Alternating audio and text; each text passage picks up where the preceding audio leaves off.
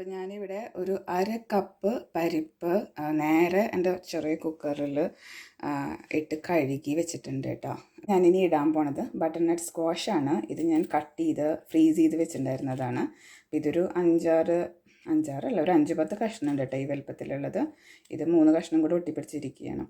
അപ്പോൾ ഇതും കൂടി ഇട്ടിട്ട് ഇതിന് പകരം നമുക്ക് നമ്മുടെ മത്തങ്ങ ഇടാം. ഇപ്പോൾ എൻ്റെ കയ്യിൽ മത്തങ്ങയില്ല, ഇതാണ് ഇരിക്കുന്നത്. അപ്പോൾ ഇതൊരു ഒരു ബട്ടർനട്ട് സ്ക്വാഷ് വാങ്ങിച്ചു കഴിഞ്ഞാൽ നമുക്ക് കുറേ സാമ്പാർ ഉണ്ടാക്കാനായിട്ടുള്ള കഷ്ണങ്ങൾ കിട്ടും. ഒരു ഇത്തിരി ഉപ്പിടണോ, ഞാൻ ഒരു 1/4 ടീസ്പൂൺ അല്ലെങ്കിൽ ഒരു 1/2 ടീസ്പൂൺ ഉപ്പിടാം നമുക്ക് പരിപ്പിൻ്റെ കൂടെ. 1.5 കപ്പ് വെള്ളവും ഒഴിച്ചിട്ടുണ്ട് കേട്ടോ ഞാൻ. അപ്പം നമുക്കിനി ഇത് ഒരു 2 വിസിൽ വരണ വരെ ഒന്ന് വേവിച്ചെടുക്കാം. അപ്പോൾ ഞാൻ പരിപ്പൊക്കെ മത്തങ്ങയും കൂടെ വേവിക്കാൻ വെച്ചിട്ട് ഞാൻ എൻ്റെ ഇൻഡോർ പ്ലാന്റ്സിനെയൊക്കെ ഒന്ന് നനയ്ക്കാൻ വന്നത് കേട്ടോ. കുറച്ച് വെള്ളം എല്ലാവർക്കും ഒഴിച്ചു കൊടുത്തു. 2 ദിവസം കൂടുമ്പോഴേ ഞാൻ നനയ്ക്കുക. ഇത് നോക്കിയാൽ എൻ്റെ നാട്ടിൽ നിന്ന് എൻ്റെ വീട്ടിൽ നിന്ന് കൊണ്ടുവന്ന 9 മണിയാണ്. ആൾ വിൻ്റർ ആകുമ്പോൾ ആകെ ഇങ്ങനെ മോശം കണ്ടീഷനാവും. അത് കഴിഞ്ഞിട്ട് സ്പ്രിംഗ് ഒക്കെ ആകുമ്പോഴേക്കും ഞാനിങ്ങനെ തല പൊട്ടിച്ച് വയ്ക്കും. അപ്പോൾ ഇവിടെ ഇപ്പോൾ രാവിലെ 6:15 അതുകൊണ്ട് പൂക്കളൊന്നും വിരിഞ്ഞിട്ടില്ല. പക്ഷേ എല്ലാ ദിവസവും ഇതിൻ്റെ മുകളിൽ ഒരു പൂവെങ്കിലും മിനിമം ഉണ്ടാവും. ചില ദിവസമൊക്കെ ഇങ്ങനെ 5-10 പൂക്കളൊക്കെ ഇങ്ങനെ ഉണ്ടായി നിൽക്കുന്നത് കാണാനായിട്ട് എന്തൊരു രസമാണെന്ന്. എനിക്ക് ഭയങ്കര സന്തോഷമാണ്. കാരണം നമ്മുടെ വീട്ടിലത്തെ ഒരു ചെടി ഇങ്ങനെ ഇവിടെ വന്നിട്ട് വേറൊരു രാജ്യത്ത് സർവൈവ് ചെയ്യുക. ആളിനെ ഇൻഡോറെ വയ്ക്കാൻ പറ്റില്ല, പുറത്തേക്ക് ഞാൻ ഇതിൽ എടുത്ത് വെച്ചിട്ടില്ല. ഭയങ്കര ചൂടുള്ള ദിവസമൊക്കെ എപ്പോഴെങ്കിലും ഒന്ന് പുറത്തെടുത്ത് വയ്ക്കും. 15 ദിവസം കൂടുമ്പോൾ നമ്മൾ തല പൊട്ടിച്ച് വയ്ക്കണം. അപ്പോൾ അങ്ങനെ ചെയ്തിട്ടാണ് എനിക്ക് ഈ ചട്ടി ഈ ഒരു ഇതിലിങ്ങനെ ഫുൾ നിറഞ്ഞ് വന്നത് കേട്ടോ. ബൊഗെയിൻവില്ലയും എല്ലാവരും അവിടെ നിൽക്കുന്നുണ്ട്. സൺഫ്ലവേഴ്സ് അവിടെ പുറത്തുണ്ടായി നിൽക്കുന്നുണ്ട്. വെജിറ്റബിൾ ഗാർഡൻ ഞാൻ കാണിക്കാം കേട്ടോ ഡീറ്റെയിൽഡായിട്ട്.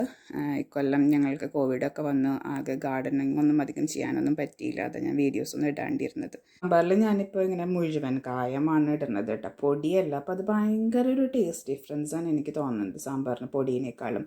അപ്പോൾ ഇത് പൊട്ടിക്കാനായിട്ട് ഞാൻ യൂസ് ചെയ്യുന്നത് നമ്മുടെ കുത്തണ സാധനത്തിൻ്റെ ടെസ്ല ആൻഡ് മോട്ടറിൻ്റെ സംഭവമാണ് ഞാൻ യൂസ് ചെയ്യണത്. അപ്പോൾ അതുകൊണ്ട് നമുക്ക് എളുപ്പത്തിൽ ഇതിങ്ങനെ ചെറിയ കഷ്ണങ്ങളാക്കി പൊട്ടിച്ചെടുക്കാം കേട്ടോ. അപ്പോൾ ഇത്രയും എളുപ്പത്തിലുള്ള കുറച്ച് പുളിയാണ് ഞാൻ എടുത്തേക്കുന്നത് കേട്ടോ. ഞാനവിടെ യൂസ് ചെയ്യുന്നത് TRS ടാമറിൻഡ് പേസ്റ്റ് എന്നാണ് അവർ പറയണേ. ഇത് അതുകൊണ്ട് തന്നെ ഇത് ഭയങ്കര സോഫ്റ്റാണ്. നമുക്ക് നേരത്തെ വെള്ളത്തിലൊന്നും ഇട്ട് വെക്കേണ്ട. കുറേ കുരുക്കളുണ്ട് ഇതിനകത്ത്. അപ്പോൾ ഈ പുളി ഇതുപോലെ ഞാൻ കുറേ നാളുകളായിട്ട് ഇങ്ങനെ വാഷ് ചെയ്ത് കുരുക്കളൊക്കെ ഞാൻ ഒരു കുപ്പിയിൽ ഇവിടെ ഇങ്ങനെ സ്റ്റോർ ചെയ്ത് വെച്ചിട്ടുണ്ട് കേട്ടോ. ഇതൊന്നുമില്ല, എൻ്റെ ചുമ്മാ എൻ്റെ കിച്ചൺ ഷെൽഫിൽ ഒരു ഭംഗിക്ക് വേണ്ടിയിട്ട് ഞാനിങ്ങനെ ഒരു കുപ്പിയിലിട്ട് വെച്ചിട്ടുള്ളതാണ്. അപ്പോൾ ഒരു 1/2 കപ്പ് വെള്ളം ഒഴിച്ചിട്ട് ഞാൻ പറഞ്ഞില്ല, ഇത് നേരത്തെ നമുക്ക് സോക്ക് ചെയ്യാൻ ഇടേണ്ട ആവശ്യമൊന്നുമില്ല. പെട്ടെന്ന് തന്നെ ഇങ്ങനെ നമുക്ക് പിഴിഞ്ഞെടുക്കാം. അപ്പോൾ ഭയങ്കര ഈസി ആയിട്ട് ഉണ്ടാക്കിയെടുക്കാൻ പറ്റുന്ന ഒരു സാമ്പാറാണ് കേട്ടത്. അധികം നേരമൊന്നും വേണ്ട. എസ്പെഷ്യലി നമ്മളുടെ കഷ്ണങ്ങളൊക്കെ അരിഞ്ഞ് ഫ്രീസറിൽ ഇരിക്കേണ്ടതെന്നുണ്ടെങ്കിൽ പെട്ടെന്ന് തന്നെ ഉണ്ടാക്കിയെടുക്കാം. അപ്പോൾ ഞാനൊരു പാൻ വെച്ചിട്ടുണ്ട്. അപ്പോൾ അതിലേക്ക് ഞാനൊരു 2 ചെറിയ ടീസ്പൂൺ കോക്കനട്ട് ഓയിലാണ് ഒഴിച്ചേക്കണത്. ഞാൻ ഓയിൽ ഒന്ന് ഇത്തിരി കുറയ്ക്കാൻ ട്രൈ ചെയ്യുന്നുണ്ട് മാക്സിമം. ഇനി ഇത് സാധനം ആയി വരുമ്പോൾ ചിലപ്പോൾ എനിക്ക് തോന്നുകയാണ് കുറച്ചും കൂടി വേണമെന്നുണ്ടെങ്കിൽ ഞാൻ അപ്പോൾ ഒഴിക്കും. തുടക്കത്തിൽ പറഞ്ഞ പോലെ കുറച്ച് ഓയിൽ ഞാൻ ഇടണുള്ളൂ. അതിലേക്ക് ഒരു 1/2 ടീസ്പൂൺ ഉലുവ ഇട്ടിട്ടുണ്ട്. ഹോളായിട്ടുള്ള ഉലുവപ്പൊടിയല്ല ഞാൻ യൂസ് ചെയ്യണത്. ഉലുവ ഒന്ന് ചെറുതായിട്ട് മൊരിഞ്ഞു തുടങ്ങിയിട്ടുണ്ട്, ഒരു ബ്രൗൺ കളറൊക്കെ ആയിട്ടുണ്ട്. അപ്പോൾ അതിലേക്ക് ഞാനിത് പൊട്ടിയും തുടങ്ങിയിട്ടുണ്ട്. ഒരു 4 പച്ചമുളകും സവാള അരിഞ്ഞത് അതും കൂടെ ഇടുന്നുണ്ട്. അപ്പോൾ സവാള നോക്കിയാൽ ഒന്ന് ചെറുതായിട്ട് ഇങ്ങനെ ബ്രൗൺ ആവാനായിട്ട് തുടങ്ങിയിട്ടുണ്ട്. ഒന്ന് വാടി വരണത്രേ ഉള്ളൂ. അപ്പോൾ ഇതിലേക്ക് ഞാൻ ഇനി ഒഴിക്കാൻ പോണത് നമ്മുടെ പുളിവെള്ളമാണ്. ആദ്യം എടുത്ത 1/2 കപ്പ് പുളിവെള്ളം ഒഴിച്ചു. അതിൻ്റെ കൂടെ ഒരു 3/4 കപ്പും കൂടെ വെള്ളം എക്സ്ട്രാ നമ്മുടെ പിഴിഞ്ഞ പൊടിയിലേക്ക് ഒഴിച്ചിട്ട് ഒന്നും കൂടി നല്ലോണം പിഴിഞ്ഞിട്ട് അതും കൂടെ ഒഴിച്ചു. അപ്പോൾ ഇതിലിപ്പോൾ ഒരു 1/4 കപ്പ് വെള്ളം ഉണ്ട് കേട്ടോ. ഇനിയിപ്പോൾ ഇത് തിളച്ച് തുടങ്ങി. ഇതിലേക്ക് ഞാൻ സാമ്പാർ പൊടി യൂസ് ചെയ്യുന്നില്ല. അതാ ഞാൻ പറഞ്ഞത്, എളുപ്പത്തിൽ ടേസ്റ്റി ആയിട്ട് ഒതൻറ്റിക്കായിട്ട് ഉണ്ടാക്കാൻ പറ്റുന്ന ഒരു സാമ്പാറാണ്. ഞാൻ ഇതിലേക്ക് ഇടാൻ പോണത് ഇങ്ങനെ ഒരു ചെറിയ ടീസ്പൂൺ മുളക് പൊടിയാണ് കേട്ടോ. ഈ മുളക് പൊടിക്ക് ഭയങ്കര എരിവാണ്. ഒരു വലിയ ടീസ്പൂൺ മല്ലിപ്പൊടി ഇട്ടിട്ടുണ്ട്. അപ്പോൾ ഒരു വലിയ ടീസ്പൂൺ മല്ലിപ്പൊടിയും കൂടി ഇട്ടിട്ട് ഒന്നും കൂടി ഇളക്കുക. ചെറുതായിട്ട് തള വരുന്നുണ്ട് കേട്ടോ. പിന്നെ ഇതേ ഒരു 1/2 ടീസ്പൂൺ മഞ്ഞൾപ്പൊടി ഇട്ടിട്ടുണ്ട്. നമ്മൾ പരിപ്പൊന്ന് കഴിച്ചപ്പോൾ മഞ്ഞൾ ഇട്ടില്ലല്ലോ. അപ്പോൾ ഇതിലേക്ക് എല്ലാറ്റിനും കൂടിയുള്ള മഞ്ഞൾപ്പൊടി ഞാനിപ്പോൾ ഇട്ടു. മഞ്ഞൾപ്പൊടി ഇട്ടിട്ട് ഒന്ന് നല്ലോണം ഇളക്കുക. എന്നിട്ട് നമ്മൾ നേരത്തെ എടുത്ത് വെച്ച കായത്തിൻ്റെ കഷ്ണമല്ലേ അത് ഇട്ട് കൊടുക്കുക. ഒരു ചെറിയ ശർക്കരയുടെ കഷ്ണം, ചെറുതെന്ന് പറഞ്ഞാൽ ഇത്രയും വലുപ്പമുണ്ട് കേട്ടോ. ആവശ്യത്തിന് ഉപ്പ് ഇട്ട് കൊടുത്തു. ഞാനൊരു ടീസ്പൂൺ ഉപ്പ് ഇടണം ഇവിടെ. അപ്പോൾ ഞാൻ ഈ ഒരു കയ്യിൽ ക്യാമറ പിടിച്ച് ഉണ്ടാക്കണതുകൊണ്ട് എനിക്ക് കുറച്ച് ലിമിറ്റേഷൻസ് ഉണ്ട്. അപ്പോൾ ഞാൻ ഇതിൻ്റെ ഇടയിൽ കഷ്ണങ്ങൾ ഇട്ടു. അപ്പോൾ ഞാൻ ഇളക്കിയില്ല, നിങ്ങൾ കാണിച്ചിട്ട് ഇളക്കാമെന്ന് വിചാരിച്ചു. ഇത് കോഷറ്റാണ്, സുക്കീനി എന്നൊക്കെ പറഞ്ഞിട്ടുള്ളൊരു വെജിറ്റബിൾ ഇല്ലേ, അതാണ്. പിന്നെ ഇത് നമ്മുടെ കുമ്പളങ്ങയാണ്. കുമ്പളങ്ങ എന്ന് പറഞ്ഞാൽ നമ്മുടെ നാട്ടിലത്തെ കുമ്പളങ്ങയല്ല, കുക്കുംബർ. ഇവിടെ വാങ്ങിക്കാൻ കിട്ടുന്ന കുക്കുംബറാണ് കേട്ടോ. അത് കുറച്ച് മൂത്തിട്ടുള്ളൊരു കുക്കുംബറായിരുന്നു. അപ്പോൾ ഞാൻ അതും ഇതുപോലെ കട്ട് ചെയ്ത്, ഇതെന്താ സംഭവം ഉണ്ടായെന്ന് വെച്ചാൽ ഈ വെജിറ്റബിളൊക്കെ ഞങ്ങൾ വാങ്ങിച്ച് ആ വീക്കിലാണ് ഞങ്ങൾക്ക് കോവിഡ് വന്നത്. അപ്പോൾ ഇതൊന്നും കുക്ക് ചെയ്യാൻ നമ്മളെ കൊണ്ട് പറ്റിയില്ല. അപ്പോൾ ഞാൻ നേരെ അത് കട്ട് ചെയ്ത്, വയ്യാണ്ടാവണമെന്ന് തോന്നിയപ്പോൾ തന്നെ ഞാൻ ഇതൊക്കെ കട്ട് ചെയ്ത് ഫ്രീസറിൽ വെച്ചു. അപ്പോൾ ഞാനത് ഭയങ്കരമായിട്ട് റെക്കമെൻഡ് ചെയ്യുന്ന ഒരു കാര്യമാണ്. നിങ്ങൾ പച്ചക്കറിയൊക്കെ, ക്യാരറ്റ്, ഫ്രീസ് ചെയ്യാൻ പറ്റുന്ന പച്ചക്കറിയൊക്കെ ഇതുപോലെ കട്ട് ചെയ്ത് ഫ്രീസറിൽ വെച്ച് കഴിഞ്ഞാൽ എളുപ്പമെടുത്ത് നമുക്ക് നമ്മുടെ പരിപാടികൾ പെട്ടെന്ന് തീർക്കാൻ പറ്റും. കട്ട് ചെയ്യാനാണ് കുറേ സമയം പോണത് കറി ഉണ്ടാക്കുമ്പോൾ. അപ്പോൾ എനിക്ക് തോന്നുന്നത് ഇതിൽ ഇത്തിരിയും കൂടെ വെള്ളത്തിൻ്റെ ആവശ്യമുണ്ട്. അപ്പോൾ എപ്പോഴും ഞാൻ കുക്ക് ചെയ്യുമ്പോൾ എൻ്റെ കെറ്റിൽ ബോയിൽ ചെയ്ത് വെച്ചിട്ടുണ്ടായിരിക്കും ചൂടുവെള്ളം. എങ്ങാനും ആവശ്യം വന്നു കഴിഞ്ഞാൽ അതൊഴിക്കാനായിട്ട് കുറച്ചും കൂടെ വെള്ളം, ഏതാണ്ട് ഒരു 1/2 കപ്പ് വെള്ളമാണ് ഞാൻ ഒഴിച്ചത്. ഇതൊന്ന് അടച്ച് വെച്ച് നമുക്കിതൊന്ന് പച്ചക്കറി വേവണ വരെ ഒന്ന് വേവിക്കാം. അപ്പോൾ പച്ചക്കറി വേവണ നേരം കൊണ്ട് ഞാനൊന്ന് പുറത്ത് ഗാർഡനിലേക്ക് ഇറങ്ങിയതാണ്. എന്താണ് ഇവിടുത്തെ സ്ഥിതി? ഇന്നലെ മഴയൊക്കെ പെയ്തുണ്ടായിരുന്നു. അപ്പോൾ നനയ്ക്കണോ വേണ്ടയോ എന്ന് അറിയാനാണ് ഇറങ്ങിയത്. കോളിഫ്ലവർ ഉണ്ടാക്കണൊക്കെ ഈ പർപ്പിൾ കളർ അല്ലെങ്കിൽ പിങ്ക് കളറ് അതിന് സൂര്യൻ കൂടിയിട്ടാണെന്ന് പറയുന്നത്. പിന്നെ ഈ ഇലയുടെ മുകളിലൊക്കെ പ്രാവുകൾ വന്ന് കഴിക്കുന്നതാണ് കേട്ടോ. പുഴുവൊന്നുമില്ല, ഞാൻ നോക്കി ഇതിൻ്റെ ഉള്ളിൽ പുഴു ഉണ്ടോയെന്ന്. പുഴുവല്ല സംഭവം, പ്രാവുകൾ വന്നിരുന്ന് കഴിക്കുന്നതാണ്. സൺഫ്ലവർ ഇതേ പൂവ് കുറച്ചൊക്കെ ഉണ്ടായി, കാറ്റും ഉണ്ടായിരുന്നു ഇവിടെ. അപ്പോൾ താങ്ങിക്കെടുക്കണം. ഞാൻ സപ്പോർട്ട് കുത്തി കൊടുത്തതൊക്കെ വീണ് കിടക്കുന്നുണ്ട്. കോഷിട്ട് അവിടെ ഉണ്ടാവുന്നുണ്ട്. ഇന്നലെ ഞാൻ ഇറങ്ങാൻ പറ്റിയില്ല എനിക്ക് ഗാർഡനിലേക്ക്. അവിടെ ഒരു തക്കാളി പഴുത്ത് നിൽക്കുന്നുണ്ട്. തക്കാളീനെ പൊട്ടിക്കണം. സാലഡായിട്ട് ഞാൻ കഴിക്കുള്ളൂ കേട്ടോ, അത് കറി വയ്ക്കില്ല. സാലഡായിട്ട് കഴിച്ചാൽ നമുക്കതിൻ്റെ കറക്റ്റ് ടേസ്റ്റ് കിട്ടുള്ളൂ. ഇതിൻ്റെ ഉള്ളിലൊരു ബീൻസ് വാടിപ്പോയിക്കുന്നു. ഈ ബീൻസ് മൂത്ത് പോയി. ഞാൻ ബീൻസൊക്കെ പൊട്ടിക്കാൻ തുടങ്ങിയിട്ടുണ്ടായിരുന്നു. ഇത് ഞാൻ വിത്തിന് വെച്ചേക്കാണ്. ഒക്കെ പൊട്ടിക്കാൻ റെഡി ആയിട്ടുണ്ട്. ബീൻസ് ഇങ്ങനെ പടർന്നു പോയിട്ടുണ്ട്.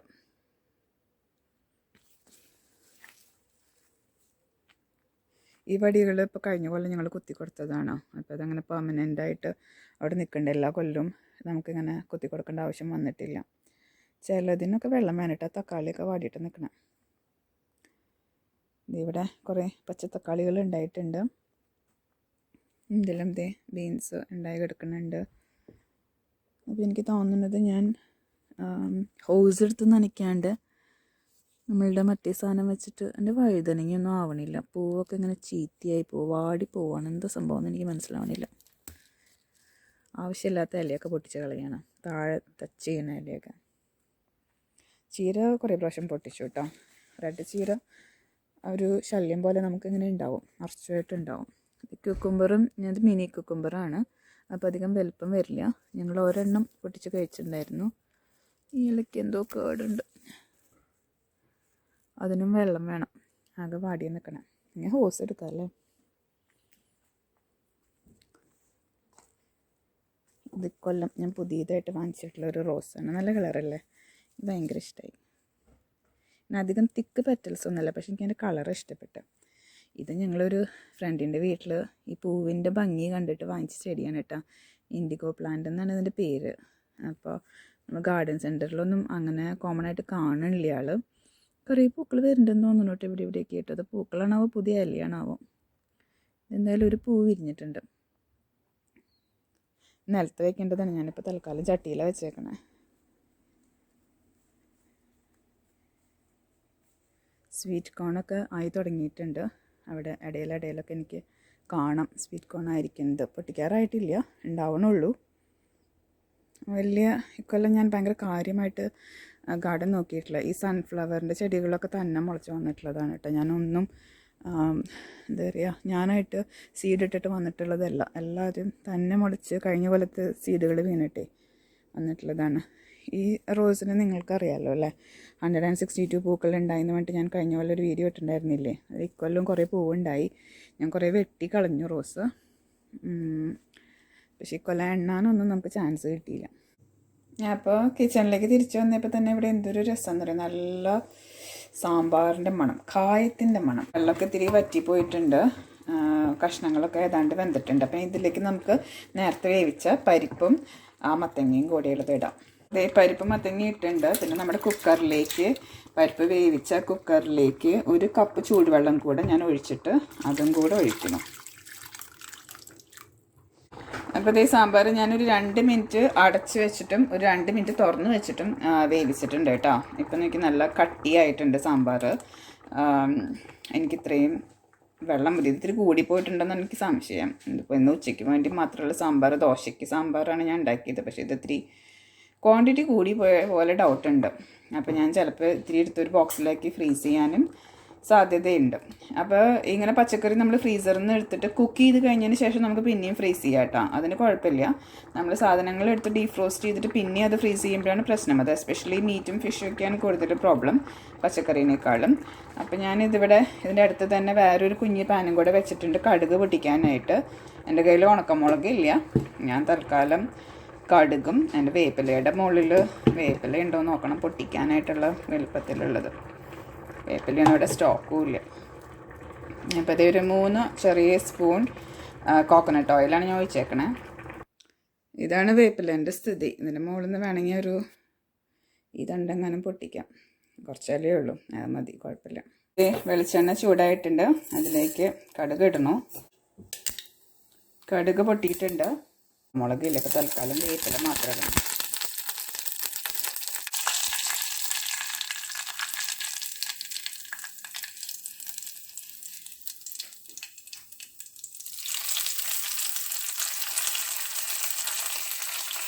അപ്പോൾ ഈ സാമ്പാർ ഇവിടെ റെഡി ആയിട്ടുണ്ട്. ഇനിയിപ്പോൾ രാവിലെ ഞാൻ പറഞ്ഞില്ലേ, ഇവിടെ ഇപ്പോൾ സമയം 7 മണിയാണ്. ഇത് ഇടയിൽ ഞാൻ ഗാർഡനിങ്ങിന് പോയി, നനയ്ക്കാൻ പോയി. വീഡിയോ എടുക്കണോണ്ടൊക്കെയാണ് കേട്ടോ എത്രയും സമയം എടുത്തത്. അതല്ലാന്നുണ്ടെങ്കിൽ ഇത് പെട്ടെന്ന് ഉണ്ടാക്കിയെടുക്കാൻ പറ്റുന്ന ഒരു സാമ്പാറാണ്. അപ്പോൾ എല്ലാവരും ട്രൈ ചെയ്ത് നോക്കിക്കോളൂ. ഉച്ചയ്ക്ക് ദോശ ഉണ്ടാക്കുമ്പോൾ ഞാൻ ദോശയുടെ കൂടെ കാണിച്ചു തരാം കേട്ടോ. അപ്പോൾ ഒന്ന് ടേസ്റ്റ് ചെയ്ത് നോക്കിയിട്ട് ഉപ്പുണ്ടോ എന്നൊക്കെ ഒന്ന് നോക്കുക. പിന്നെ എരിവ് കുറവുണ്ടെന്നുണ്ടെങ്കിൽ നമ്മൾ ആ കടുക് പൊട്ടിക്കുന്നതിൻ്റെ കൂടെ കുറച്ചുകൂടി മുളക് പൊടി ഇട്ട് കൊടുക്കാം. പിന്നെ പുളിയാണ് കുറവുണ്ടെന്നുണ്ടെങ്കിൽ നമ്മൾ അഡീഷണൽ വെള്ളം ഒഴിച്ചുമല്ലോ പരിപ്പിൻ്റെ കൂടെ, പരിപ്പ് ഇട്ടതിന് ശേഷം. അപ്പോൾ ആ സമയത്ത് പുളിയൊന്ന് നോക്കിയിട്ട് പുളി കുറവുണ്ടെന്നുണ്ടെങ്കിൽ കുറച്ച് പുളിയും കൂടെ വെള്ളം കൂടെ ആ സമയത്ത് ആഡ് ചെയ്യാം ചൂടുവെള്ളത്തിൻ്റെ കൂടെ. അപ്പോൾ ഇത് ഞാൻ ഇപ്പോൾ ടേസ്റ്റ് ചെയ്ത് നോക്കിയിട്ട് കുഴപ്പമൊന്നുമില്ല. എന്തായാലും ഉച്ചയ്ക്ക് ദോശ ഉണ്ടാക്കുമ്പോൾ കാണിച്ചു തരാം.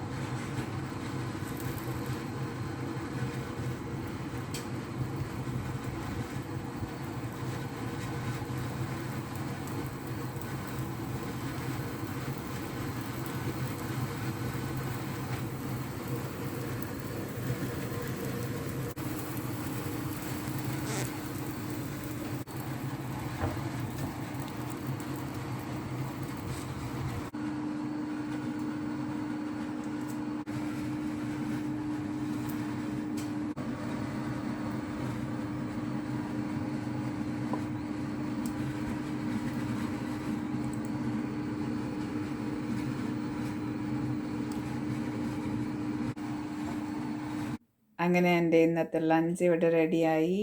നല്ല മുരുമുര ദോശയും അടിപൊളി സ്മെല്ലുള്ള സാമ്പാറും കേട്ടോ.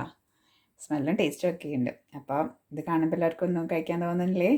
എല്ലാവരും ഉണ്ടാക്കി കഴിക്കുക. ദോശ ഞാൻ ഉണ്ടാക്കുന്നത് ഞാൻ കാണിച്ചു തരാം വേറൊരു ദിവസം കേട്ടോ. എൻ്റെ പ്രോസസ്സ് ഭയങ്കര കൂടുതലാണ് ഇവിടെ ദോശമാവ് പൊന്തി കിട്ടാനായിട്ട്. അപ്പോൾ വ്യാഴാഴ്ച മുതൽ തുടങ്ങുന്നതാണ് ശനിയാഴ്ചത്തേക്ക് ദോശ ഉണ്ടാക്കാനായിട്ടുള്ള തയ്യാറെടുപ്പ്.